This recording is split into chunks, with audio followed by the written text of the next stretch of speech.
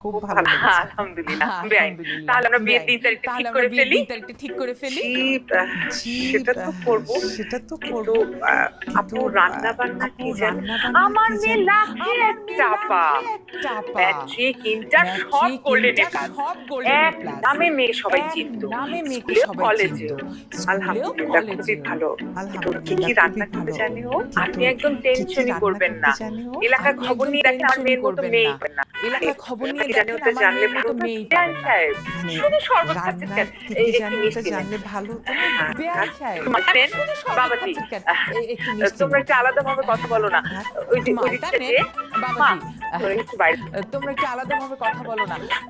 ওই দিকটা যেয়ে, মা, তুমি একটু বাইরে আপা সব সব বলছি